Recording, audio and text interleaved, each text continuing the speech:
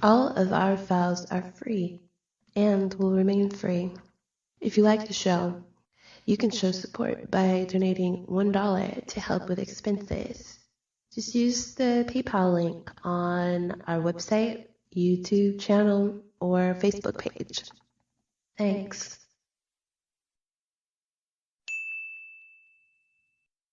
And welcome back to part 2 of this, I think I call it ping pong, this dance we have around the outskirts of this deep thing. And we haven't fallen into the whirlwind yet. The what you say, the rotation, what you call it in English, you know, in the sea when it goes around and around and around. Oh, right. Yeah, I know what you mean. You have those in Norway, right, where the water spins down? Well, maybe out in the Northern Sea. We don't have that much extreme weather like that, tornadoes and all that stuff. God is dealing that card more to your country. Like the eye of the hurricane. Yeah, hurricane and stuff like that. But let's not talk about the weather. We'll never get done. Now, we have been today talking a lot about the sun side of this. Right. You know, that's what it's for. We're talking about how we can learn about ourselves, about the world, how we can use it as a tool to transform. But let's be honest, we cannot get away from the fact that it can be abused also. And you know, both of us have something of a political bent. So maybe we should disclose eventually now how it also, because if they're not motivated, you know, many people listening may not have an awakened inner spark. Maybe, so what, I'm pleased with whatever life I have now. But there's another motive to understand these things, and that is if you don't want to be controlled, if you don't want to be manipulated. That's so... You know? Yeah. Maybe you should say a few things about that. And I know you touch upon it in your movie too. Yeah, and I use in the film, for example, on the section on archetypes in the film, I use advertising. Well, actually, I use advertising in politics. Exactly. I mix them together. I actually think that that's probably been the most popular section of the film, that section on archetypes, because having worked in advertising, these archetypes and these narratives, if you aren't aware of them, they will be used to manipulate us completely. And this goes back to how humans function as animals. I mean, for example, when you look at sheep, why do sheep follow the shepherd? Because they think the shepherd is the alpha sheep. Right? That was one of the most transformative moments in my life. I was living on a farm, and I was hanging out with the shepherd, and he said, hey, can you just hold on to these? There was about 500 sheep. He's like, I got to go, I don't know, do what I had to do. And all of a sudden, you see 500 sheep all looking at me, those eyes all looking at me. And I said, oh, my God, I'm Jesus. Well, hang on. Was that when he gave you his stuff? So it was such a bizarre day, but just to tell the end of the story, I was walking with him. Yeah. And the sheep, the sheep are following him. So we come close to the corrals, but we're not in yet. So the sheep are outside waiting to come in. So they're not inside yet. And he had to go get something. He's like, I'll be back in 3 minutes. And he goes off, and all of a sudden the sheep just look at me. And there they are. Transference. Yeah, completely. The psychology of transfer. And I understood Jesus. I'm like, I am Jesus to these sheep. I am the boss. So remember, we're animals. And that a concept of the alpha male as our leader is constantly used. I mean, when you go work in a corporation, when you understand that this is genetic, this is in our bodies, we look up to that CEO. He's got that big office there. He's the shepherd. And you see people immediately fall into their roles. Now, I'm not saying that we should all be anarchists and we shouldn't have roles. Of course, we all need to have a role, but you need to be conscious of the fact that you're playing a role. And sometimes the narrative gets out of hand. And when the narrative gets out of hand, that's when you've got to be able to say, I'm a sheep, but not 100%. And you can back out. Understanding this, if people aren't aware of this, they're going to be absolutely manipulated. I used to work in advertising. That was my job. I would get people to change the thoughts, and then from the thoughts, different words would emerge in their mind. And then from those words, I could provoke actions, which were to buy my products. Yeah. Yeah, because it's all about the evocation of the emotive response in the sheep, actually. Exactly. Absolutely. Because everybody knows, well, not everybody, but all manipulators know that. And I believe like Hitler, he's a typical example of someone who could capture the masses. Oh my God, yeah. They knew very well it's not about the information I'm sharing. I mean, his powers of mesmerism were so great that he could probably recite baking recipes and they would still seek high, right? It's all about emotional response, because that's what motivating us. Yeah, I mean, it was in the film. I use a section from the Munich rallies by Leni Riefenstahl, and we shouldn't forget she was pretty powerful herself, creating those films. I mean, it's amazing the way she was able to manipulate those archetypes, and those are powerful archetypes. And movies are nothing if not manipulation of archetypes and symbols in the viewer. Yeah, and why are American films so popular all over the world? Because they're so simple and basic, and they just pull out the flag, they understand how to play with those archetypes on a very basic way. Yeah, a very famous example is obviously how Joseph Campbell was a direct consultant during the Star Wars. Absolutely. And it's interesting you bring that up, because I'm making a new film. Oh, and what's that about? This is going to be a simpler film, but it's going to be about the manipulation through the financial system, through the cultural system, through the spiritual system, and then a solution. Nice. So this film is going to be much more, hopefully, it'll be much more popular. In the sense, the message will be, the 21 Faces of God was sort of a labor of love, and it's for few people, but for the people who get it, I think it works. Yeah, let's just exploit the opportunity while we're there. People, if you've been enjoying our little back and forth here today, go to Robert's channel, because I know you have a YouTube channel. It's not that many people subscribing yet, but you put out your stuff there, right? So what's the name of the channel? Is it just your name, Robert Bonomo? Right. Yeah, it's got some weird, but if you just put in the 21 Faces of God into YouTube, you can see the film. Now the film's in 27 sections, so there's sort of a 5 introductory sections. Then you have an extended version. Right. So you can watch the whole thing. Yeah. Or you can watch it in sections. Right. And my viewers will probably prefer the whole. I really do. I really do, because I'm a big fan of your show, and I've listened to almost all of them. Oh, wow. I think that your listeners would probably love to sit down it's 2 hours and 40 minutes, get your favorite beverage or coffee or whatever you want. That's like part one of my shows. So yeah, peanuts. And what I try and do is that I think if people have enjoyed this conversation, once you get to the cards, I really do try and take you on that journey. So it's not just, this card means this and this card means that. It's the journey of the Major Arcana. And by the time you get to the end, hopefully you'll feel like you've been on that path. But but getting back to what you said. So on the new film, I was just using a clip, a fascinating little talk that Campbell gave to some students. And it was so interesting. And I think this is why all of this is so relevant today.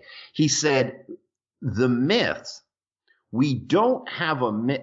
The world has become so interconnected. He said this in the early 80s. This is before the internet. Yeah. The world has become so interconnected that the community is global, but there's a big problem. There's no myth to cover a global community. We don't have a common global myth. So and it's very interesting what he said. It was very prescient. He said, what we're going to do is we're going to fall into local myths. For example, at that time, it would have been, this was during the Cold War. The class myths. I'm in the working class, or ethnic myths, or racial myths. And today, obviously, we have identity politics. Oh, God, yeah. Those myths. All of that. So people are falling back into myths, but they're not so constructive, I think. I mean, I can give some examples. It might ruffle some feathers, but... Do it. Well, there's two that I like. One is the chemtrails myth. Now, I'm not saying I don't know enough about chemtrails, and I know there's some evidence of actually people putting things into the atmosphere. But really, do we know that these chemtrails are causing us to get depressed or give us allergies or make us watch Fox News? Probably not. But a lot of people want to believe it. And you see a lot of people, it's dogmatic materialism. They're diving all in. And on the other side of the spectrum, the whole climate change thing. Oh, God, yeah. Yeah, I mean, a hurricane, it's climate change. It's snowing, it's climate change. Of course, climate change. But if you understand the complexity of those systems, they're very complex. But the climate change dogma religion, that has become a religion. It's become a myth. So we have the climate change myth, the chemtrail myth, the conspiracy myth here, the other conspiracy myth there. And oh my God, when you can get to some extremes, the flat earth myth. The one everybody enjoys kicking down, right? But they don't realize they have their own flat earth in no sense. And I think, I don't think we should attack the flat earth, but we should understand it is a myth. I would even go as far as to say 9/11 is a myth. Yeah, but then again, a myth doesn't necessarily mean a lie, which that's the modern understanding, which is so wrong in terms of the original meaning, right? Absolutely. It's a narration of something in existence, symbolic narration. And when you look at it that way, the chemtrail myth is true. Because maybe the myth works beautifully. Planes flying over, dropping this weird stuff on us, and it's changing the way we think. That's what culture is doing today. And truth, people also mix that with facts. A fiction may have a lot of truths, although there's no facts there. And in the same way, myths can work. Yeah. And sometimes myths can be interpreted as facts, but there are truths in that myth, but it's no facts in that myth. You see what I mean? Absolutely. And if you look at, for example, the flat earth myth, there is truth in that myth. There is a lot of truth in that myth. As long as you can detach. Do you see what I mean? You don't take it literally. If you take it literally, it's like taking Christianity literally. The flat earth myth is fascinating because why has that caught on? And it's caught on in a way. I've seen people get really angry at me in my film because I show a globe. Right. Yeah, it takes nothing these days. Yeah. And what they're missing is they're become fundamentalists. Yeah. These binary drones, they can only think in binary. Yeah. They can only think that. If Jesus did not rise from the dead, if you don't believe that, you're going to hell. Yeah. But of course, but that's like saying there's no truth in the Christian myth, which is absurd. So I think that we're in an extremely dangerous moment right now because all of the myths are falling apart. They're all falling apart.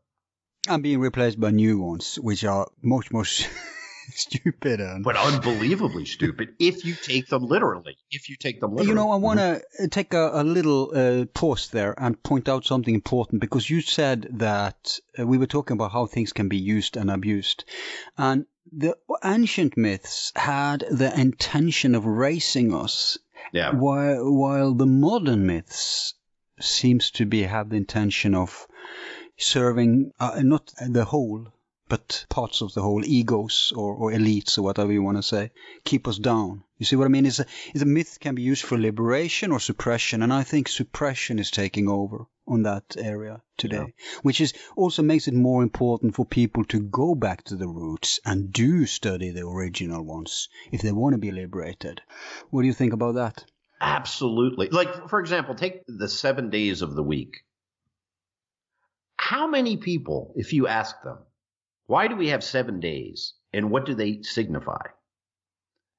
I mean, it's terrifying to think how many people have no idea that this is connected to 7 planets. Yeah. And that each day is one of the planets. Pythagorean tradition. In fact, you know Jocelyn Goodwin? Yes. Yeah. Mm-hmm. He's an academic. And, you know, academics would never make claims like what I'm going to quote now if they didn't have backup. He said that Pythagoras' lineage is probably the one esoteric initiatory lineage in the Western world today that can be tracked back to ancient times. Most are either reconstructions or pure inventions or but here we have I'm not saying organizations per se has survived, but direct lineage of initiates can be tracked back to the ancient Pythagoreans. Yeah, because my film has tons of it, so it's Pythagoras would it be fundamental in this? Yeah. I mean, he's everywhere. So the Pythagorean ideas of number and number connected to archetype. It absolutely fascinates me. And I think that's something you seem to be interested in. Oh, yeah. About the number stuff, because I really think that's where the meat is. Yeah, you can track this. The problem for historians, but, you know, Goodwin is a brilliant guy. But the problem for historians is to they only look at the outer stuff, right? So when you see this tradition in history, it pops up everywhere with different names.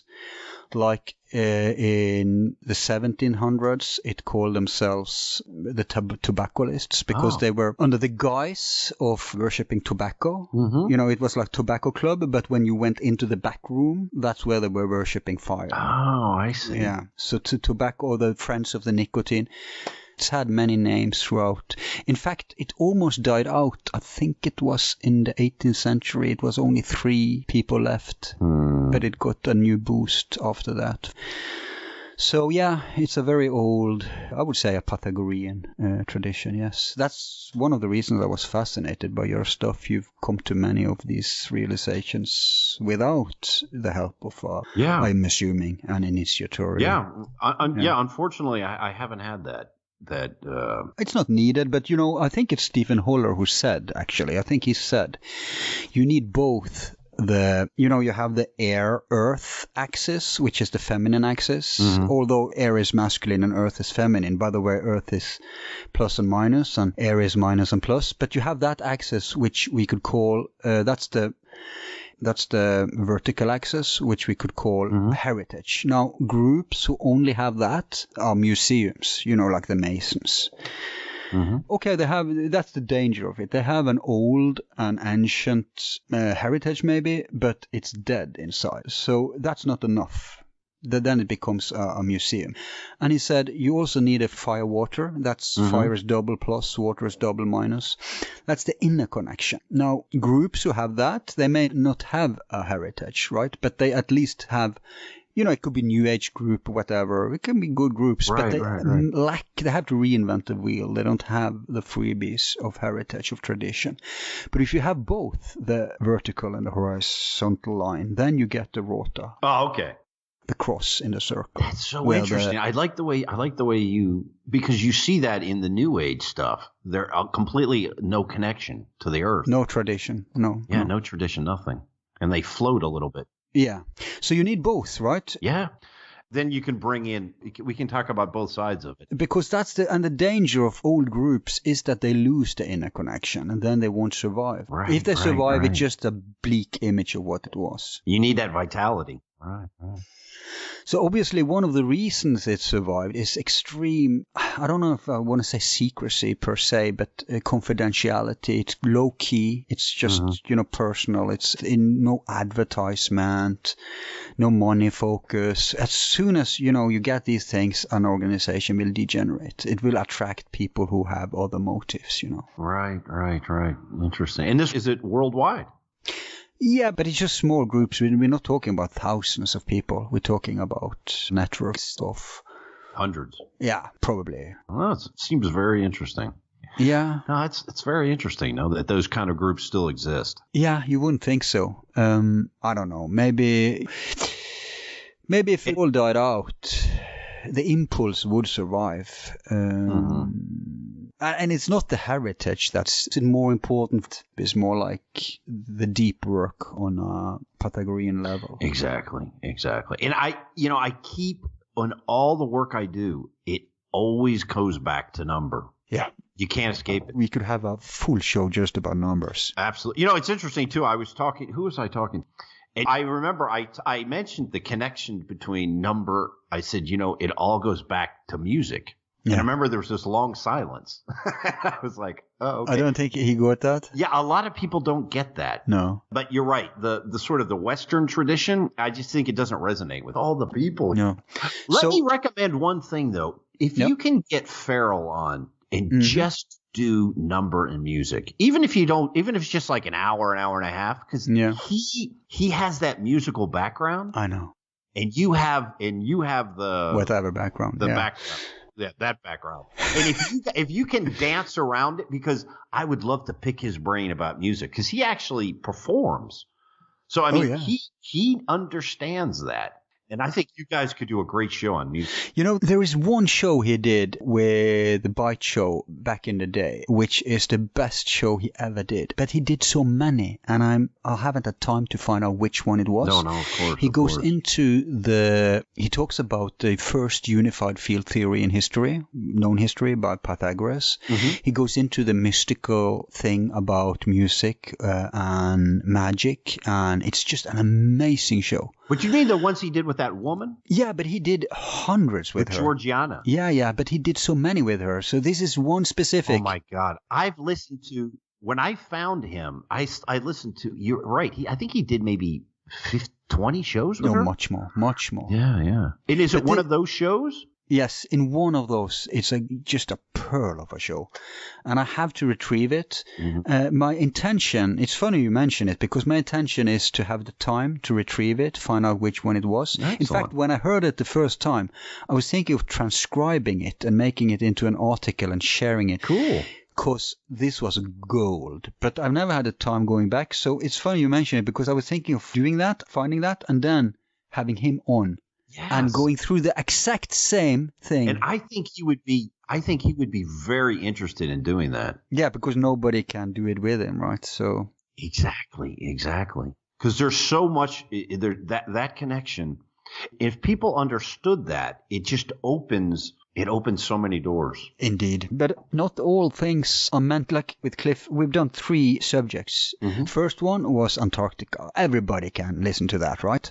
Right. The second one was about consciousness. That got 1/10 interest. Right. But it's still accessible. It's nothing too esoteric, but people are not that interested in... But that was probably the most interesting one, I think, with Cliff, wasn't it? Probably. Yeah. But then we had one about death. That's not out on YouTube yet, but if you're into the website, you can see it there. And I predict that will have 1/10 of the even consciousness audience, because we go deeper and deeper. And that's how it is. Oh, I'll listen to that one. I haven't listened to that one, yeah. No, you'll probably like it. It reminds me of the old saying. I think it goes like this. Small minds talk about persons. Themselves. Yeah, or personalities. Average mind talk about events. And great mind talk about ideas. Exactly. In Russian, they say small people talk about themselves, average people talk about other people, right? And great minds talk about ideas. Right. Pretty similar. Yeah. Pretty similar, right? Interesting, but yeah, the whole Western thing. I remember that long silence. I'm like, it's all about music, brother. Music is strong in Vedic too, Yeah, like the ragas and all that. Yeah, and also they have a lot of teachings about, the metaphor of music and stuff. So intonations, mantras. Right, yeah, that's true. Singing bowl is used in the East, at least. Yeah. Yeah. Whereas we are more like Egyptian and Greek in roots. Exactly. But it's, at the end of the day, it's the same thing. But like I said, it's much easier to approach symbolism through Egyptian and Greek. I think it is. I think it's much easier. Yeah, and it gives it a different rhythm, a different flavor. I think that's something that we have to kind of not all of us, but you know what I mean? That to push what we're kind of pushing. I believe in a profound way is gonna eventually resonate with people. Yeah. And it's gonna replace what we have now. Because from a metaphorical standpoint, if everything is metaphor, the Abrahamic religions, they're quite limited. Yeah. But although I have deep respect for their mystic heart, like Sufism, Kabbalism, and Gnosticism, right? Sure. Absolutely. According to Peter Kingsley and his work, there are a lot of Pythagoreanism surviving in Sufism. Right. No, absolutely. And in Druidism, for that matter. Yeah, absolutely. I get that. So, by the way, but it says tragedy that I think it's so easy. It's very hard, I think, to exploit Buddhism and Hinduism as easily as you can exploit the Abrahamic religions. Exactly. They are just waiting to be abused. Oh my God, it's just and perverted. Yeah, and they're so primal and material that it's just so easy. It's just so easy to convert the symbol into some material, political, social movement. And I think you're right. I think it's much harder to do with Buddhism or Hinduism. Yeah. Although human nature being human nature, anything can be perverted and turned into a religion. But, absolutely. Yeah, but you have to make a stretch, at least, a further stretch in the more pure, especially the nature-based things like Taoism and Buddhism. Exactly. Yeah. But it's hard to make the exorcist a Buddhist exorcist. Yeah, you're probably right. But if we can bring this, tie it back into myth. Sure. I mean, it's a fascinating topic. And the origins of it and what it means. Yeah. Like, why is all of this stuff important? And what I found with, for example, Hollywood, for example, which is the myth, one of the great myth factories of the world, is they're bringing us farther and farther down to a pure material existence. Meaning is romantic relationships and success in battle or in business or in art. That's it. There is nothing transcendent in that message. And it's stultifying that whole spiritual need that people have. People are so hungry for a true myth.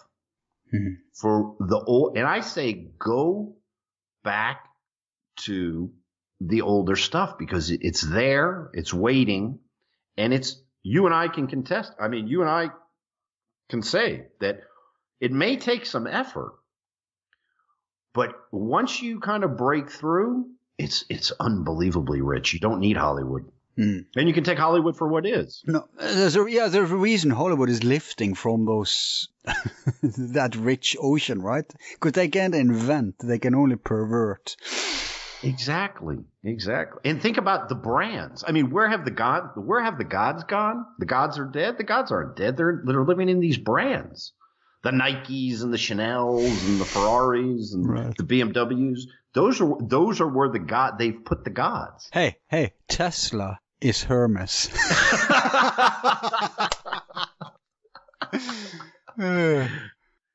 It is, yeah, in a way. I mean, God, when you watch Musk, sometimes it's almost like with Musk when you combine the sort of that personality of his with the brand, he's almost like an archetype. But you worked in advertisement. I read somewhere that the roots of advertisements is actually so-called black magic. Now, obviously black magic meaning then the manipulation of nature laws to serve a selfish impulse or goal. Do you square that? Oh, of course. I mean, that's what it is. I mean, what is magic really? It's manipulating the environment using symbols and language. And what's fascinating is in advertising, especially modern advertising, we add the number element to it. So I put on an Excel sheet this sigil, for example. If I can create a ceremony, not a ceremony, but it is in a sense presented to X millions of people, I can get a certain percentage of them to buy something they absolutely don't need or want. But I can make them want it. I can create the desire in them. That's magic. Exactly. No one is born with a desire for a new sofa. It is, like you say, it's all created. It's evoked by someone else. And it's so important as a tool for liberation to realize symbolism and mythology and all this stuff. Because once you become aware, no matter where you are, you'll see it in play. Sure. You mentioned the most, and we haven't even exemplified politics, but you mentioned politics and advertisement. But I'll take a little less obvious examples too. Like when you enter a supermarket, people are not aware, unless they work there, of course, that nothing there is coincidental. Everything from how it's arranged, what's placed where, it's all deliberate and it's all placed there for you to empty your pockets. And if you come to a hospital, I don't know in America, I think it's the same there, but here at least, it's like even the colors of the walls are deliberate. Sure. You know, we can talk about feng shui and stuff like that, but in a basic level, they make everything so that they want to achieve a reaction. It doesn't have to be sinister, of course, but it's nonetheless you being influenced without being aware of it. Yeah, and a great example of that are banks. When you walk in with those high ceilings, right, and sometimes they used to have those sort of neoclassic columns, and you walk through because this is a sacred place. And what I'm giving you is something that is sacred. Yeah, this is a fucking temple. It's not something that's been pulled out of the air and given to you and told you to pay back with interest. So when you walk in, it's a sacred place. And it's interesting, our most sacred places now are probably financial institutions. Yeah. So bank robbers are really iconoclasts. They are the masters of this. They really are. Because they are. They have taken all of this sort of spiritual, archetypical imagery and just smashed it into a building so that you go in, because it really is. It's fascinating when you sign those papers and everyone's in a suit. And then you say, okay, you have to pay this back because, this is money. But it's interesting. How many people go into a bank and say, well, what exactly is money? And what are you giving me? And where did you get it? Because if you ask those questions and they say, well, we were actually creating it out of the promissory note that you just gave us. Yeah, money is symbols, right? Right. Symbols of energy. Yeah, money is the most powerful archetype in the world is money. Without a doubt. You know the Israeli historian, what's his name, Yuval Harari? I mean, I don't agree with a lot of what he says, but when he talks about money, it's fascinating. He says it's the best, most powerful narrative in the world. Because from Saddam Hussein to George Bush, everyone believes in the dollar story. And those who don't believe, well, they're going to be forced into the fold. Yeah. How are you going to pay the water bill, right? Right. Well, I was more thinking about countries who depart from the dollar; they're being crushed. Absolutely, but yes, when you, I mean, you don't want to get into politics, but no, not today. But you know what I mean? That those narratives are so fundamental to the world. Imagine just quick thing into politics: the dollar narrative. If people stopped believing that story, can you imagine the chaos? But I don't mean chaos in confusion. I mean chaos in deaths by hunger of millions, hundreds of millions of people. Dissolution of structure. So when people say... Well, unless they replace it with another myth, like, let's say, Bitcoin or whatever. But there's going to be a transition. And in that transition period, so that's when people say, why are archetypes so important? Why are narratives? Because remember, narratives are archetypes. The narrative of the dollar allows the world to function.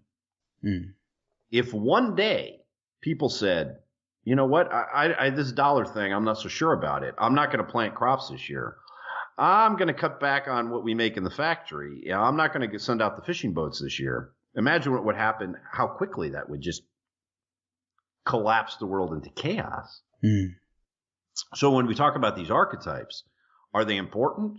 They're not important. They're fundamental. More fundamental than the actual material world. Yeah. They're more real. Yeah, because what's real is not, Lacan said, the thing in itself. What's real is what we imagine about these things. That's what we're acting upon. Yeah. I mean, nobody knows the essence directly anyway.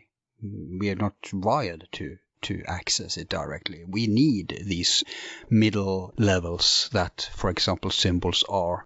So yeah, I totally agree with you. This is the definition of reality. Completely. They're the intermediary between our physical, just the meat and cells, and the life we live. Without them, it does not work. It doesn't function. And in politics, I mean, oh my God, messiahs, demonization. We have all the religious stories being repeated there. Want to give some examples of how politics is using this? Well, yeah, I mean, let's take the trickster motif. Because the current president of the United States I knew it. is absolutely playing out the trickster motif. And the beauty of the trickster is he charges everything. He gets people angry. He's over-sexualized. And he just charges the environment. And look how this guy was able, I think intuitively, to play that role. Yeah, intuitively, I agree. Intuitively, he understood that playing this role was what, and when does the trickster appear? In times of crisis, when things have to be, you got to shake things up. Obviously, you don't want a trickster. For example, 1950s America, we don't want a trickster president. You need sort of that emperor, right? The staid, calm. But now we need a trickster because things are not going right. And that energy, that trickster energy, if people understood him as the trickster, they could stop getting so angry and say, okay, this is the trickster doing what the trickster should do. It's not something we want forever, but it shakes the boat. No, I'll give a concrete example. For example, he's famous for, and he's also famous for being the only one who can get away with it, but he's famous for, how you say it in English, not talking out of your ass, but like saying one thing and then saying the opposite thing. Oh, right. Yeah, I mean, classical. Oh God, yes. He'll say anything. Yeah, but even when he even goes to the polls, I mean, all politicians will say anything, but he gets away with it too, by the way. It's amazing. So that's so low-key. It's totally low-key. Yeah. It's low-key 100%. Yeah. Like, what was that story of Loki with the, what was the goddess? Freya. Where she protected her son from everything except that green thing that grows in the winter. What's it called? That people kiss under at Christmas. Oh, a mistletoe? Except the mistletoe. Right. So he found the mistletoe and killed the son. That's Trump. Right. Yeah. He had to find it. Where is it? And also you see it in Trump in the sexuality. He's a total philanderer. Right. I mean, what presidents could get away with having all of these girlfriends? Right. But with Trump, people are almost like, well, of course, he's the trickster. He's got to have, 3 or 4 girlfriends running around. And you're just talking about the 21 faces of God. Well, the face of God that he manifests is Janus. Is that how you say it in English? Janus? Oh, Janus, right. The 2 faces. One looking right, one looking from January. January is Janus. Yeah. So one looking forward, one looking back. And to his fans, to his supporters, to his crusaders, it's the light side. Exactly. To his detractors or haters, obviously it's the dark side. And both are projecting without realizing it. And he's just moving through this. Both he and Hillary were enormous projection machines. Yeah. I've never seen any politicians in modern time, maybe back in the day, but in modern times being so projected upon, both by the enemies and the supporters. Absolutely, absolutely. And if people could look at that and understand what they're projecting, it would really help them to sort of move beyond that. Yeah. So when you watch, for example, political media, you see that people are absolutely possessed. They're possessed by their projections. Mm. The New York Times has become ridiculous. It's almost unreadable. Yeah. And I remember reading the New York Times and it just, good writing, reason, logic. Now it's become absolutely insane. Yeah, two reasons for that. Internet has taken over soothsaying. So these degenerate old media has nothing but... And the second is CIA has taken over. These outlets. Yeah, they've been in power for a while. Yeah, that's for sure. But yeah, I agree. Continue. But I just want to say that what's important about what we're talking about is I think we've given a few examples here of how these narratives and, like with Trump, if you don't understand these archetypes and you look at Trump as the devil or you look at him as the savior, you're not going to understand the situation. But when you see him as the trickster, then you can just back up and say, oh my God, in what situations does the trickster appear? And what is the role of the trickster? And then you can understand the situation, the moment. And that's how you can make good decisions. At least you're not projecting anymore. Exactly. And that's the goal of advertisement, politics. I'd say you go to religions too. Not spirituality, but religions. Everybody who wants you to give your energy to them. They are dependent upon you projecting. And what's the best tool, the best instrument to trigger projections? Symbolism. Absolutely. So let's say Trump has to play up to his followers. So he creates this notion of, there's hordes, the wall, Game of Thrones. Right. Yeah, the White Walkers are coming. Only here they're coming from the south. Absolutely. The wall. And people fall into these things. It's fascinating. Yeah. And the other guy who plays into this with much more brilliance is Putin. Putin has played... but if Trump is instinctive, I think Putin is more deliberate. Absolutely. I think he understands better this game mentally. And he uses the symbol. Like when you watch Putin, when he walks up that staircase, I use that in the film. And all the soldiers looking at him. Yeah, I saw Putin that. is very smart, where he plays the game of encapsulating that whole idea of the Tsar. It's like half Tsar, half Stalin. Yeah. He's choosing to both push the revolutionary, the Soviet period vibe and the Tsarist vibe, and that way he can appeal to more of his people. Yes, and it's amazing how some days he's more Stalin and some days he's more Tsar, and the man is absolutely well. I think it's the people around him, but he also has an instinct for that. It's scary. It's terrifying. No, but he came from the intelligence background. He understands this game totally. Yeah.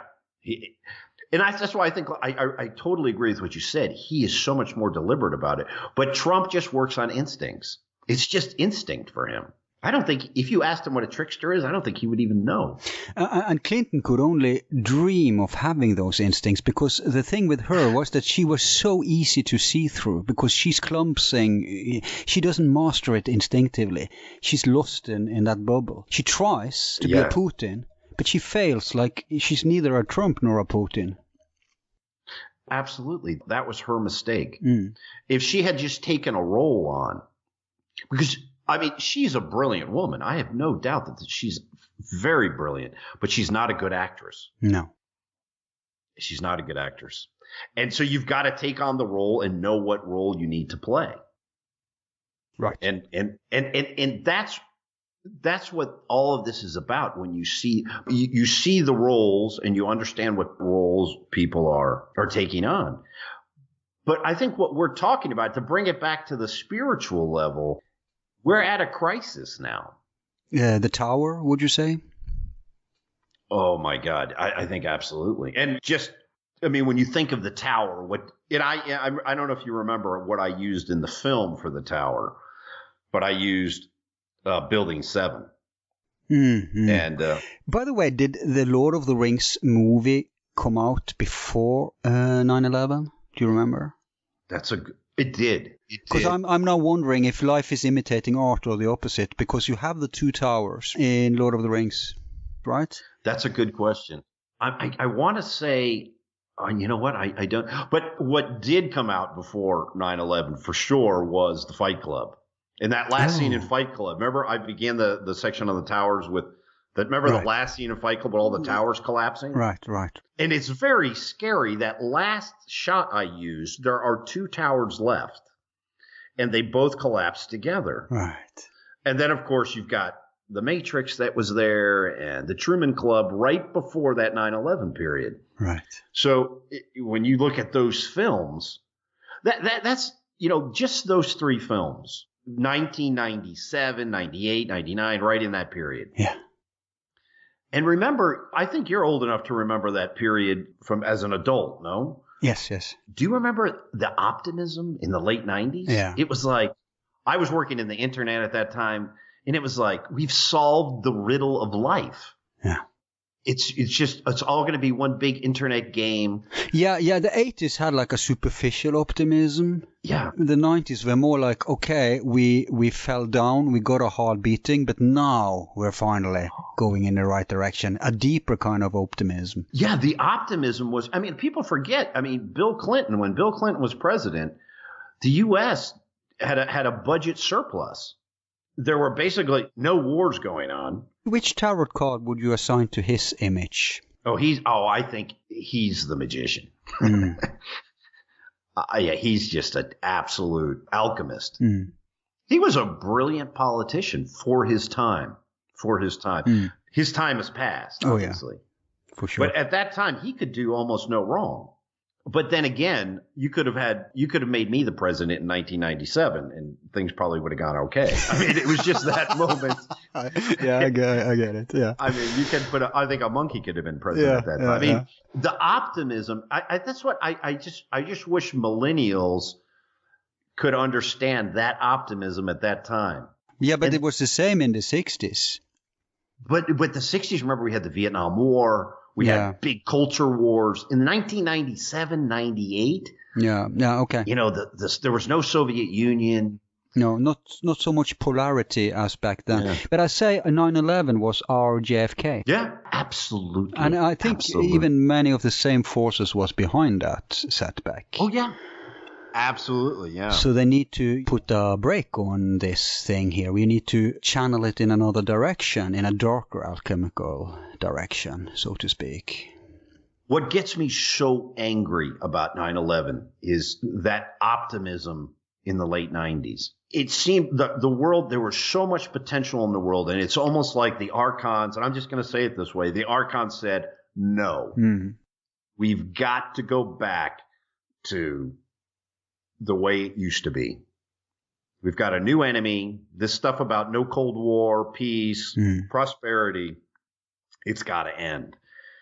And just like you said, the 1950s, when JFK was president, the optimism of that moment, that pre-JFK, remember JFK was talking about ending the Cold War. Oh, yeah, he was painting visions. Going to the moon was unheard of. Yeah, I remember he was having secret correspondence with Khrushchev. And this is not conspiracy. These are physical letters that were being passed with him. And they were talking about, life and on just sort of a level like, we can live in this world. Those two would single-handedly have dismantled the Cold War if they were allowed to. Yeah. Oh, yeah. And they killed Kennedy, and Khrushchev got taken out, Yep. moved out? Yep. They both had, and that's the thing I'm trying to explain often about the false dichotomy. People think it's, let's say, left against right, or Israel, Zionism against Hamas. No. There is battle, but the battle isn't in the outer expression. That's when you are one of these sheeps being lured by symbolism. The real battle is within. Let's say on the fanatical Israel side, you want the conflict to go on.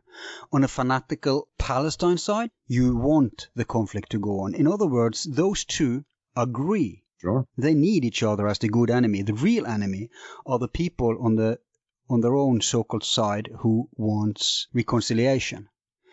That's what people never can get. They can't get past the labels.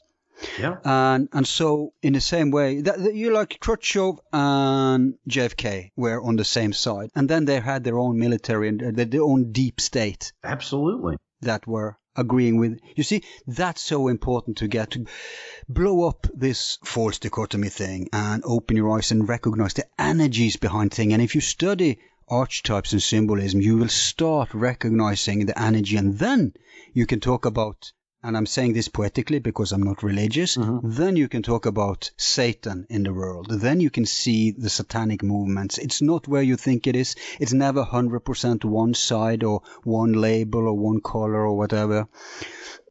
Absolutely. And, I was brought up in the 70s and the 80s in the Cold War.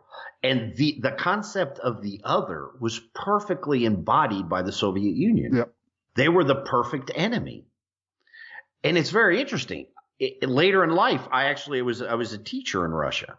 Obviously, in the post-Soviet period. I lived there for over 5 years. Which city? And when I lived in the Far East in Kamchatka. Oh, wow.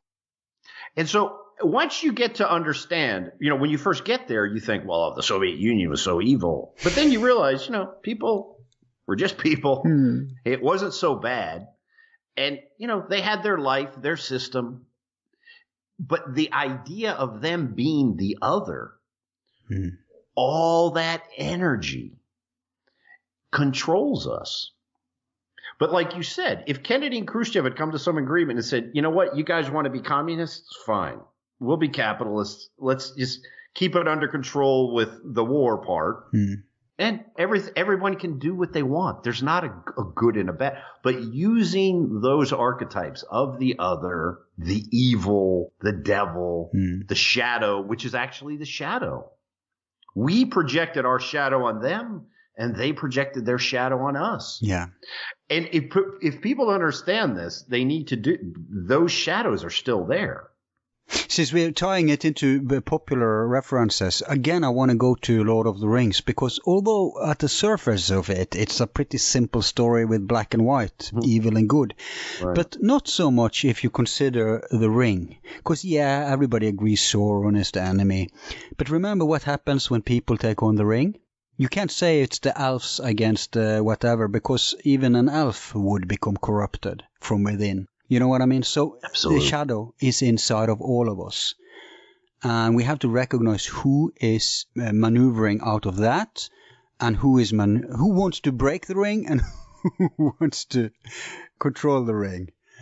Absolutely. Yeah. But how many I think a lot of young Americans maybe don't understand that when we pull out the Russia card. Yeah. The whole shadow thing that appears. And Putin has played this to the Russian people brilliantly, because Russia has a lot of problems, enormous problems, but he plays the shadow card and they all unite. But it's easy for him because this pathetic McCarthyism 2.0 that we see now, and so even a child can recognize the insanity of it. So if he needs an outer enemy to control his inner power, then it's a gift to him that they are trying, this Russiagate thing and all this bullshit. Oh my God. And people don't understand that the New York Times, the Washington Post, CNN, what they're doing is propping up Putin.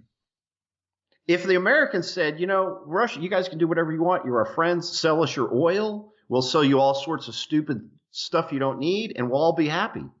Putin would collapse. He would be gone.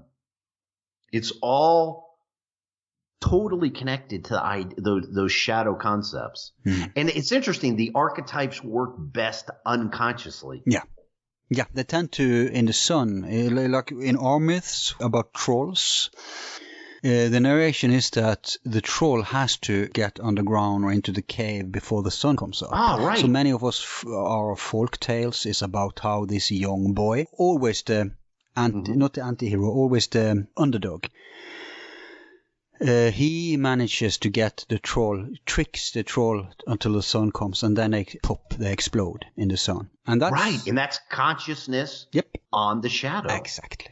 And in the Celtic myth, it's the same thing. The fairy hill, they're hidden in the hill. Yeah. Oh, I didn't know that. Interesting. And that's why this path is so important, because when you can accept the archetypes consciously, that's when they become transcendent. They don't tie you to the material world. They unleash you. And you mentioned Matrix. It would be almost criminal not to mention the fact that Matrix is designed upon Gnostic myths. Oh my God! Yeah, I mean it's a total the rip-off. Gnostic myth. It is. They don't even hide it. Over the oracle's door said right. It said a Latin version of Gnosis Auton. I forgot it now. Yes, right. Yeah. She says, "Look behind you," and it says, "Yes." Exactly. Yeah, it's an absolute Gnostic myth. But what's interesting is why that film at that time. Yeah, perfect timing. The timing was absolutely amazing. And, my feeling is now they're sisters, but they used to be brothers. I don't think they wrote that film, because I've looked at the rest of their work, and the rest of their work is pretty mediocre. No, I read there's court cases about that. It's in fact, I think it's a black woman who claims she wrote the book that they ripped off. Yes, and that went to court, but I don't know if you watch their other films, and even the Matrix 2 and 3, the Matrix trilogy, I think those movies are pretty mediocre. And then they've made. If you look at the body of their work, I'm not sure. You can mention examples. What was the one they made? V for Vendetta. Oh yeah. But they made the three makes a trilogy. Yeah, but that's easy. Then the Jupiter Rising. Okay, but hang on. Jupiter Rising was horrible. 2 seconds. V for Vendetta is a genius wrote that. That's Alan Moore, I think.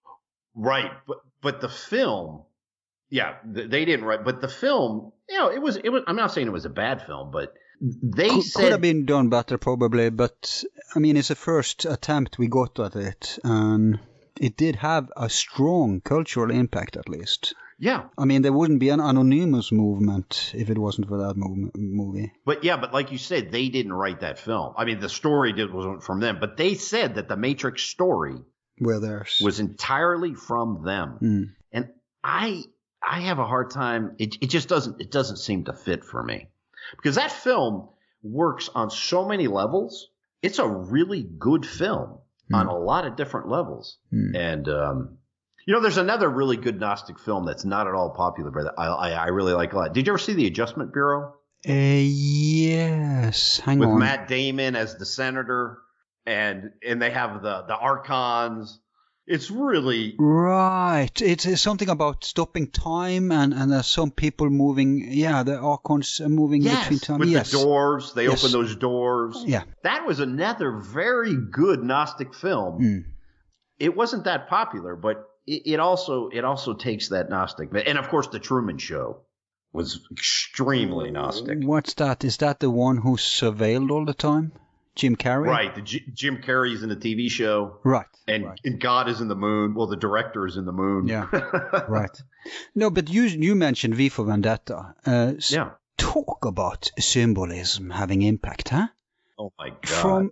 From the Gezi Park demonstrations in Istanbul to the hackers in America, everybody's used, and the trolls online, of course. Even we use that symbol of Guy Fawkes. Yeah. Which, by the way, ties into a whole lot of other not ancient, but early mysteries in the Renaissance, Francis Bacon. And conspiracies there. But God, now it's starting to make sense. Yes. Yeah, but that's I mean, when you see the Guy Fawkes mask today, before that movie, it wouldn't mean much. Now everybody understands it. Yeah. So you see, that's a basic symbol. And it's interesting because true archetypes you cannot define.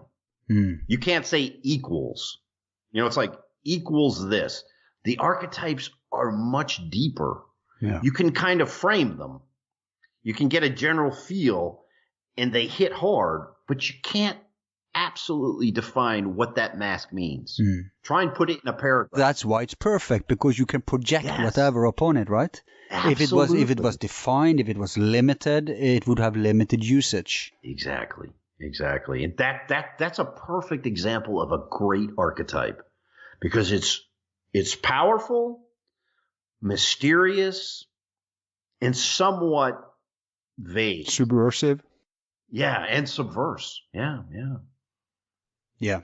These getting back to the tarot, by understanding the major arcana, you begin to see, you know, when you can see the Empress in Hollywood stars, and this is an archetype, and then when you can go back and you can take her all the way back to Venus. So you see how the really powerful archetypes are eternal. Justice, the Fool, the World. No, I mean, the symbol of the world. I mean, the World card is fascinating. You know, It's got the 4 fixed signs. It's got Jesus in the center. It's a very powerful. Is that Jesus in the center? Oh, yeah. I mean, that comes from the famous paintings of Jesus with the Vesica of Pisces. Oh, right. And then the 4 fixed signs of the zodiac. Right. But in the paintings, it would be Matthew, Mark, Luke, and John, no? So on the card, they switched Jesus to a woman, and they put the signs of the zodiac. But yeah, I mean, that's... Okay, that's why I didn't get it. It was Jesus, I see. Right.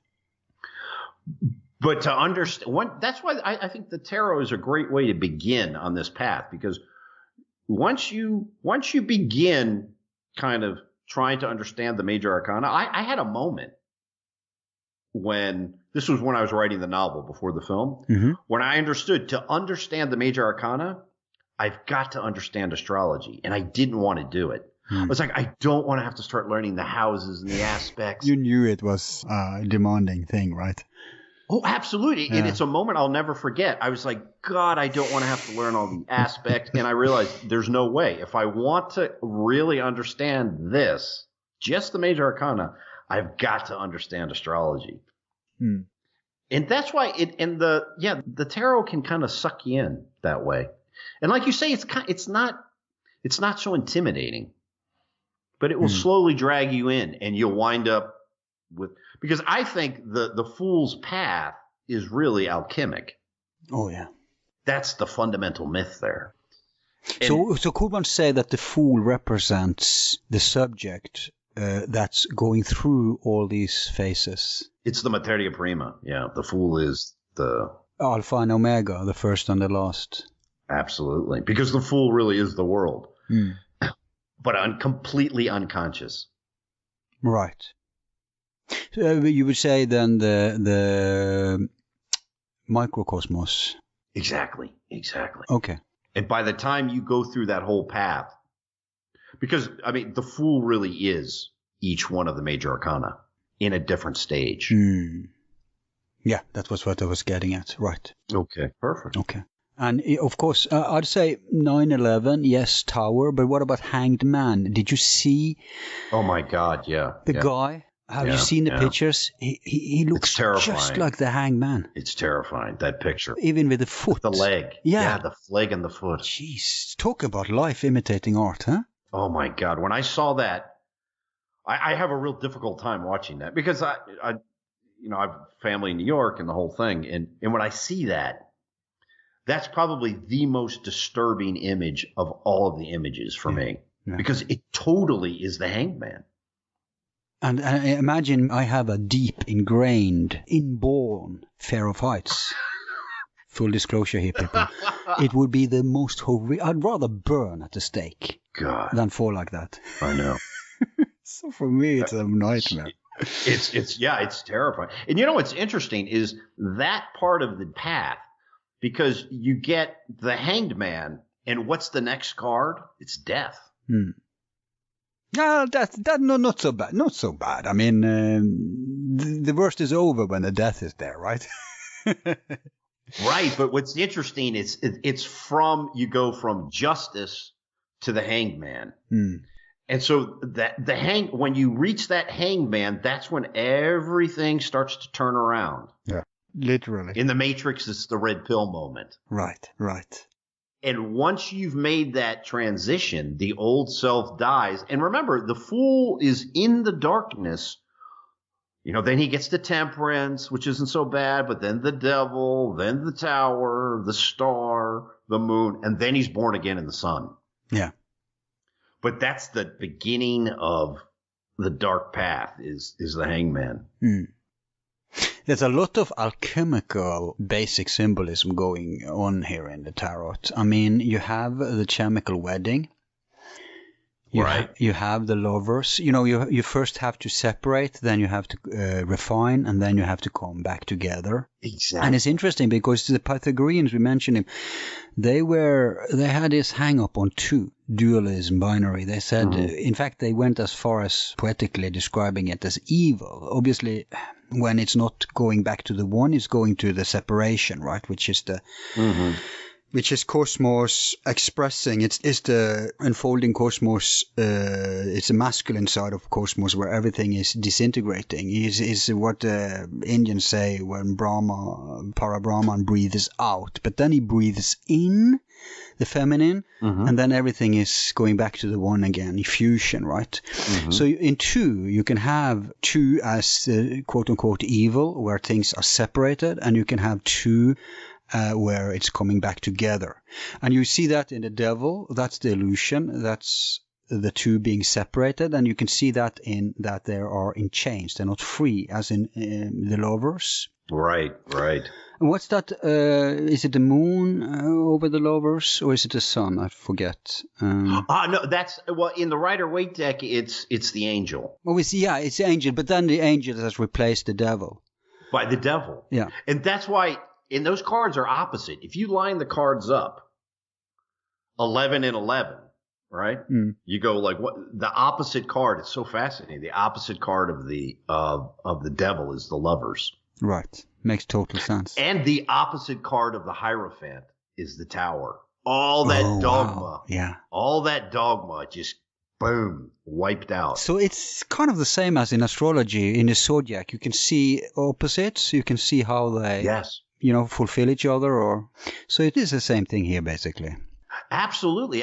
Like, for example, a lot of times if you're confused in astrology, you just look at the opposite sign. You know, what really is Gemini? Well, look at Sagittarius. You know, and the same with the cards. If you get lost, look at the opposite card. A lot of times it'll make it clear. Like, if you don't really get the Hierophant, like in the film, do you remember I used the Communist Party meeting at the end with Lenin, and then in the opposite card I use Fight Club and Building 7 and all that stuff. So I try to, and those are both of those sections have no voiceover. That was intentional. But couldn't you use this opposite principle to determine the right sequence? Yeah, and I did that a lot. And some of the opposites are a little bit confusing. And I think, remember we talked about where maybe the order is a little bit off? There were some times where it doesn't click. But where it does definitely click is with the Hierophant and with the tower. And with the devil and the lovers. I mean, that's absolutely clear. Who's the opposite of the magician? That's a fascinating one. That's the judgment. The alchemist. And when you think of that concept of fire and judgment, And I use that film. What's the film? Melancholia. Remember at the end where the planet smashes in and blows them up? It's that whole alchemic furnace is completely that in judgment. That alchemic furnace of the magician just explodes in 1,000 pieces. Right. Hey, who's the opposite of the hermit? Ah, right. That one actually works pretty well. It is quite interesting because that one is. So hold on. The middle, it's justice and the world, right? Yeah. There we're at the middle. It's 10 and 11. Justice in the world. So if we go one back, then we got to go to the hanged man. So it's the hanged man. Ah, they have something in common. Exactly, because it's that introspection. When you begin the introspection, that's when you get it. And the isolation, they're both isolated from the world. Exactly. Right? That one is quite but other the combinations don't work so well. So, yeah. Now, I've been seeing some of your blog posts on the link through the Amazon. You have a lot of interesting reading, but you're like a jack of many trades, as one says. I'm a triple Gemini. Right. So here we gave 2 examples of symbolism. Jack of many trades, triple Gemini, and they're both expressing the same thing. Yeah. But the thing is, you have different websites expressing your different stuff, right? It's not all in one. Yeah. So you have your occultism. Let's go through this. You have the Cactus Land. I have I would say almost all of my writing you'll find on the Cactus Land. Okay. Cactusland.com. Right, thecactusland.com. And I've written on politics, finance, esoteric stuff. I've written on zombies, cats. I've written on all sorts of things. And then I have the novels. So I have 3 novels. Yeah, let's go through them. All of them, so all your books so far are fiction, right? Right. The 3 novels, all fiction. And that was kind of one of the reasons about this film. I was thinking of writing a nonfiction book about the tarot. But I think you might agree, really good books on the tarot. You know, a lot of people ask me, recommend a great book on the tarot. Yeah. It's in alchemy. For example, alchemy has fundamental texts, and then you can always wind up with Jung. Yeah. The Kabbalah has its fundamental texts. Yeah. Astrology has fundamental texts. I would say there really isn't a fundamental text on astrology. You mean on the tarot? There's no. I'm sorry. I'm on the tarot. But what about meditations on the tarot? Have you read that? Yeah. That book I've read, and that is a fabulous book, but that's not an easy book to read. No, not for the beginners. I agree. Oh my God, yeah, I would definitely not recommend that book for beginners. And it has a lot. It's very Christian, and nothing against Christian. I come from a very Catholic background, so for me that part was easy. But I could see people. Yeah, but Christianity is just a language. It goes beyond, of course, that, right? Oh yeah, but I could see a lot of modern people. Especially younger people who haven't been raised in, say, a traditional kind of a Christian culture, that a lot of those references and those ideas, it's a little bit like Robert Bresson. Remember, the French director? A lot of those films, I think, for young people today. But the reason is that Tom Berg was a Martinist. That's like a Christian mystic kind of spiritual thing, so he used that expression form.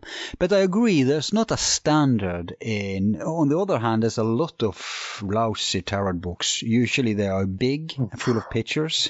Yes, there are lots of, and I don't want to name any names, but there are lots of really bad tarot books. And the difference between a bad tarot book and an astrology cookbook is that, if you're beginning to learn astrology, there are certain astrology cookbooks out there that you kind of need to read. Yeah.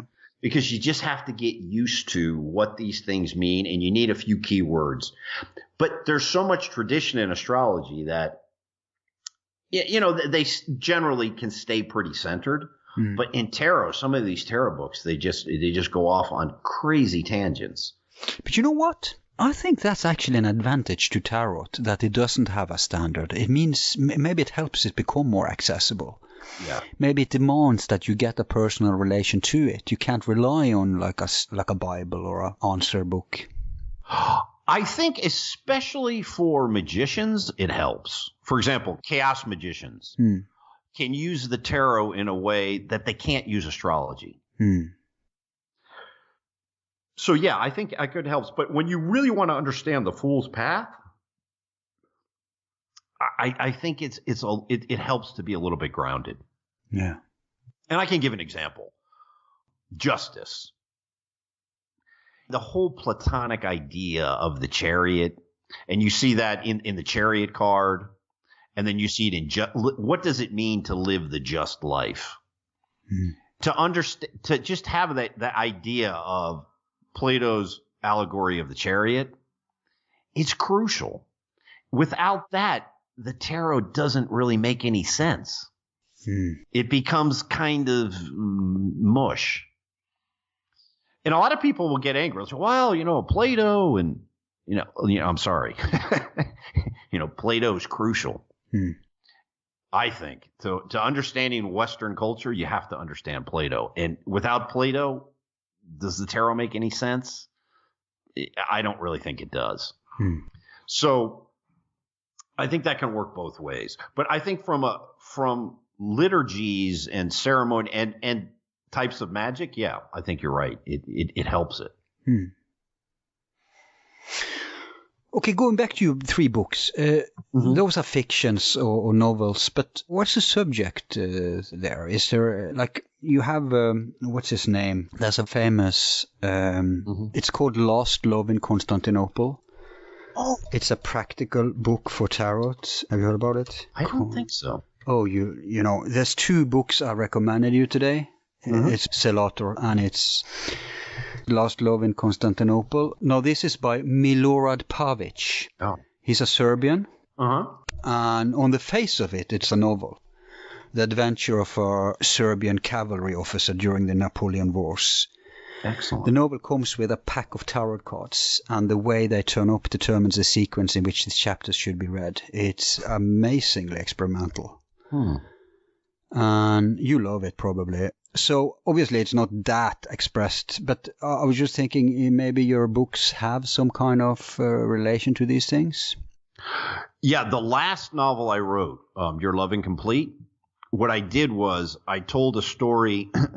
Do you know those stories from the beginning of, in the early 1900s, those esoteric novels, the White Brotherhood and those? Gustav Meyrink. Yeah. Yes, all those. I love those novels. So I tried to write like a neo-esoteric. Nice. You see, and so I followed the Major Arcana.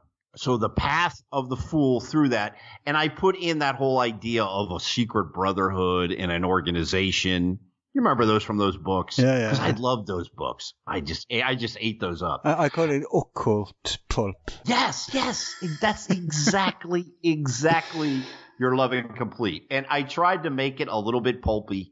Without too much, I kept the sex kind of under control. So I kept it almost like, rated G. Here's one thing I can tell already. The hero is called Arthur Edwards. Yes, there you go. That's a hint if there ever was one. Yeah, so but I did that to kind of capture that kind of pulpy. Yeah. And I have him work in marketing. So he's working in a pyramid scheme. So he's a marketer for a pyramid scheme. Right, a pyramid scheme. And then he goes from marketing in a pyramid scheme to enlightenment. But my intuition wasn't that bad when I then evoked the book Lost Love in Constantinople, because that's built on tarot too, only much more expressed. Yours more suggestive, of course, but cool. Yeah. So that's something that, do you think we could learn? Is it more like if you know tarot, you recognize it, or can you actually learn something about tarot reading this book? I would like to think that if you understand that each chapter follows the cards, so there's 22 chapters, I really make a point of, for example, the Fool. So at the end of the Fool, he sort of meets this guru guy, and he takes off in a plane, so I try and bring in the air with Fool. You know what I mean? And the Hanged Man, who's often associated with water, there's a lot of water and strangeness. So yeah, I think you can, as long as you understand that it's a little bit subtle, that it can work that way. Nice. And for example, the chapter on the Wheel of Fortune, I use the 3 fates. So he's with his girlfriend, and she goes and buys some cloth. And then in the airport, somebody's measuring something, and then the last scene, you see a woman cutting a thread. No, right. So I try and tie that all in. No? Right. The 2 other books, though. Yeah, the first one, Twilight Breakout, is more literary. It's kind of my first attempt at a literary novel. The one that I think is probably the best is Cactus Land. Is that the last one? No, that's the middle one. That's pure sort of dystopian fiction. Oh, wow. Cool. That's the political side coming in then. But in a very not in a subtle way, because it's just the whole thing. Imagine the whole thing just falls apart.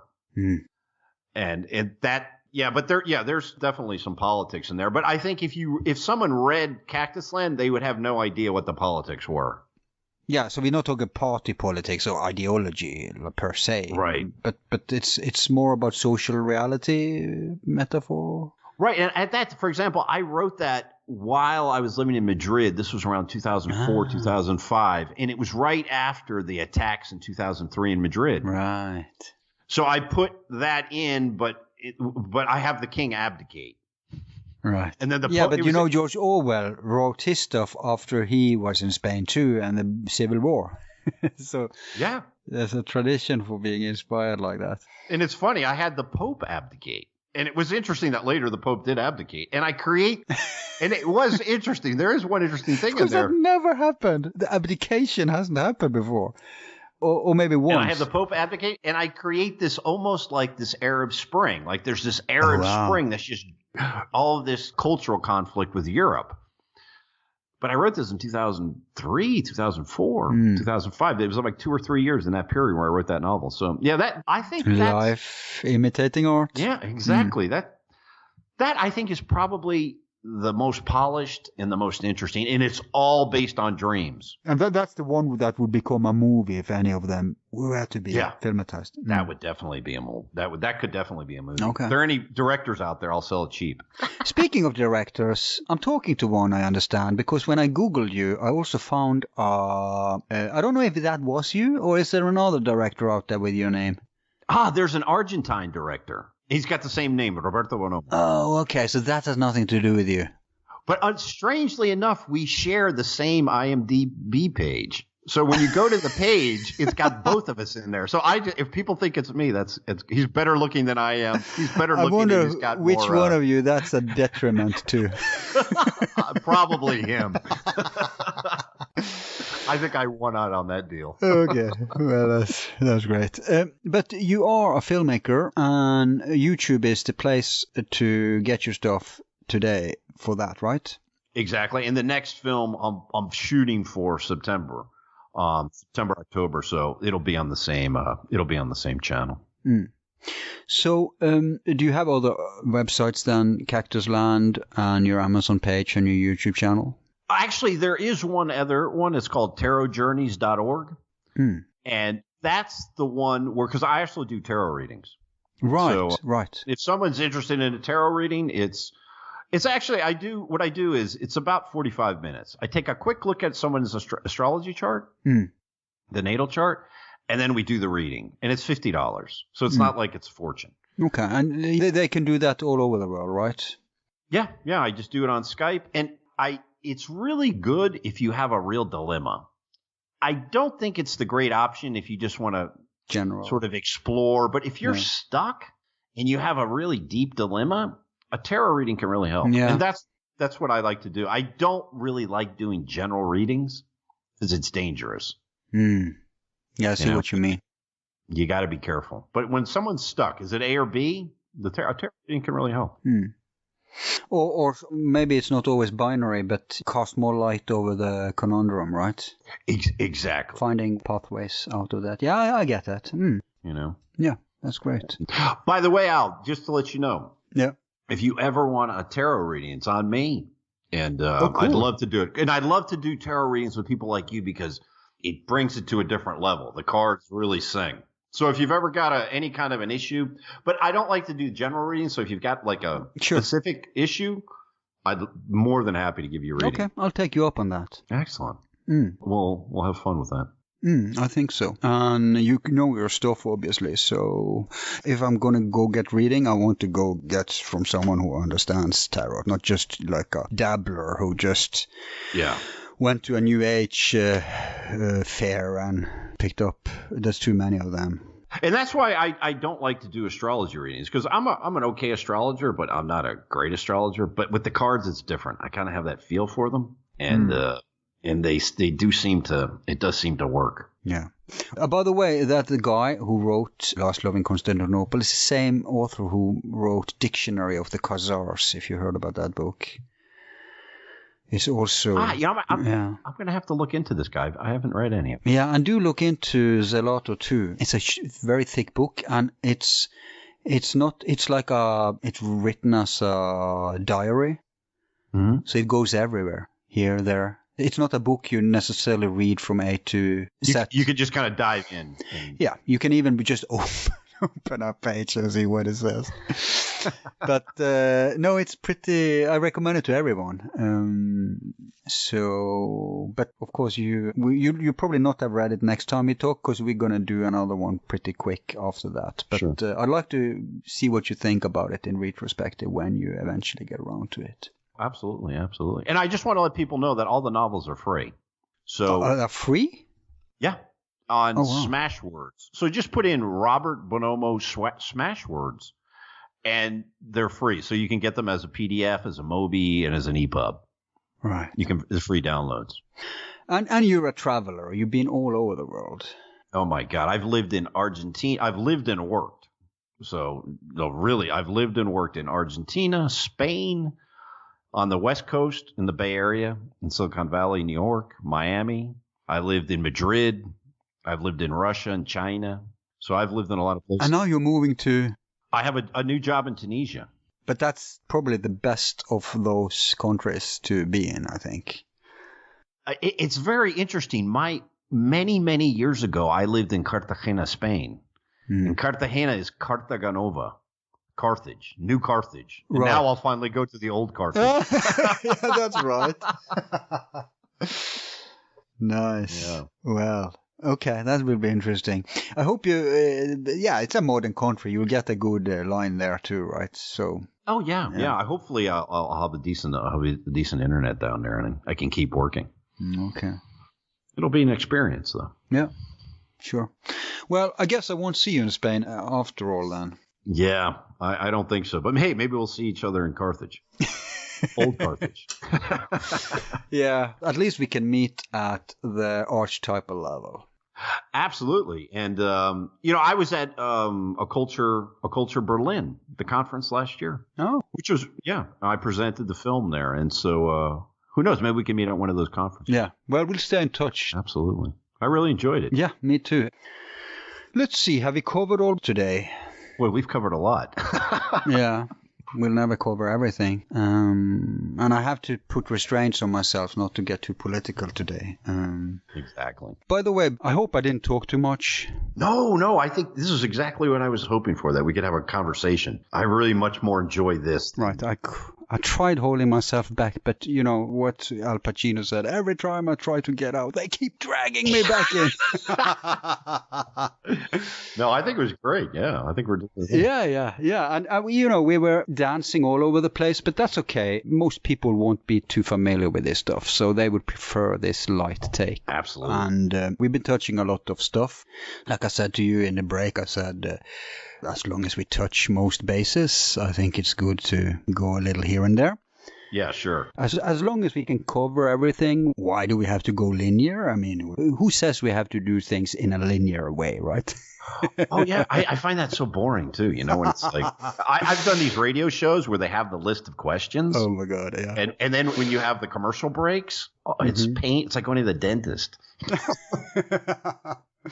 Right. And so you being a thrice Gemini, you had no problem with my little interjections, and you were tangoing pretty well there. That always makes for a great show. By the way, what sign are you? My sun sign is Pisces. Oh, wow. Mm-hmm. Interesting. What's your ascendant? I'll tell you after this is done. Oh, okay. And with that, we cue out. Thank you for coming on. Thank you.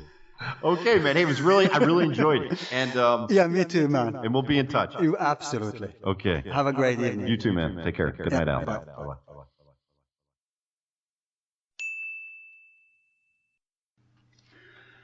And again, we thank Robert for participating in this show, which is one of many where we are going to explore the deeper mystique of life that I hope you appreciate. And it's very important, actually, that if you do prefer this line of programming, I mean, it's not that you're going to choose, but if you enjoy it genuinely, you better help us spread it, because these shows tend not to get so much attention, and therefore it is important to reach that segment of the audience who actually are into this, so we can build up our audience more diverse, where is going to be room for, I mean, probably nobody will enjoy all our lines of programming, but there's going to be room for the different types of avenues we explore, and therefore also the different types of listeners who have their own preferences and what they find interesting, and what you don't care about at all, you don't have to listen to. But it's like life. We're not marrying one aspect of it. We're trying to encompass as many as possible. So this year we're going to do, like I have said before, a little politics and a little spirituality. And we're going to also revisit many of the series, the different topics they explore. And they will, of course, be continued in the further future too. Just like these tracks we're giving priority to now. Before I leave, I will, as customary, share with you a few relevant quotes. Melissa Sainova, or Kainova, I don't know how you pronounce her name, said, "In every deck, the fool is in a precarious position. Think of all the idioms we have for taking chances, going out on a limb, winging it, break a leg, going for broke. These all sound really painful, but what they're about is deciding that being still is not for you. When you see this in a reading, you'll know it's time to jump." And she said, that kind of swagger, the I got it energy, that's the magician. You see this card a lot with successful people, or with people who've just found the correct path in their life and have just had their eureka moment. He's President Barack Obama, backed by the P-Funk All-Stars. Just sit down, kiddo, he's got this covered. Tom Quackenbush said, "The Hermit is an important tarot card with much to tell us, but he tends not to be so welcome around the bonfire." Annie Bishop said, "In archetypes there is the nurturer and the warrior, different kinds of strengths that ideally complement each other and are equally respected." Philip Sankt Genot said, "Tarot is a card game that you don't play to win or lose. If there's a winner, it's the player who discovers the value of play itself." Teresa Francis Chung said, "Divination is the quest to understand more about the past, present, and future. In other words, tarot readings are an attempt to understand ourselves better and discover how we might live better in the future. The cards give you images and symbols to focus your vague intentions and transform them into actions. Your will is the magic. In other words, you are the magic. If you can create something in your heart and then act on it to make it happen, that is magic. Very simple, very straightforward, no witches, no spells, and no broomsticks." Charles Williams. It's said that the shuffling of the cards is the earth, and the pattering of the cards is the rain, and the beating of the cards is the wind, and the pointing of the cards is the fire. That's of the 4 suits, but the greater trumps, it's said, are the meaning of all process and the measure of the everlasting dance. Nikita Dudani said, tarot reading is an art based on intuition, interpretation and perception. Sasha Graham said, books are like tarot decks. They provide answers and guidance, but more importantly, they are doorways and portals to the other world and the imagination. They leave their imprint and keep whispering to us long after we close the pages or shuffle the deck. We tarot lovers tend to be the sensual sort. We trade in shadow and gloom because we are willing to brave the literal and figurative darkness. Dan Brown. Originally, tarot has been devised as a secret means to pass along ideologies banned by the church. And the famous rocket scientist Jack Parsons said, remember that the tarot is a great and sacred arcanum. Its abuse is an obscenity in the inner and a folly in the outer. It is intended for quite other purposes than to determine when the tall dark man will meet the fair rich widow. Arthur Edward Waite said, the true tarot is symbolism. It speaks no other language and offers no other signs. Muni Sadhu said, man creates the link between nature and archetype. Jon Favreau, the director, said, between the theme parks and the movies, the Disney iconography was probably the first set of archetypes that I was exposed to. Walt was able to expose me as a child to the full array of emotions, including fear and sorrow. Those movies and attractions haunted my dreams and made a deep impression on me as a child. Marco Tempest said, the tricks of magic follow the archetypes of narrative fiction. There are tales of creation and loss, death and resurrection, and obstacles that must be overcome. Maynard James Keenan said, most religious stories are mythology, and mythologies have some sort of similar root, some sort of global archetypes. And finally, Carl Jung said, the collective unconscious consists of the sum of the instincts and their correlates, the archetypes. Just as everybody possesses instincts, so he also possesses a stock of archetypal images. Now, yesterday I stayed up past midnight for a poker game with tarot cards. I played like a magician with a full house, where the table fool was a joker. One man hanged himself and another sold out to the devil. That's it for today.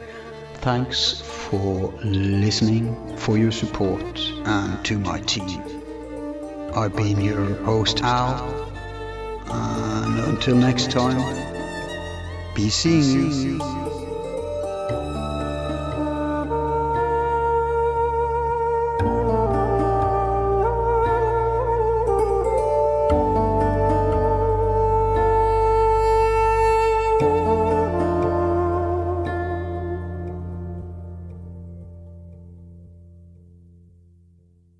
Who is number one?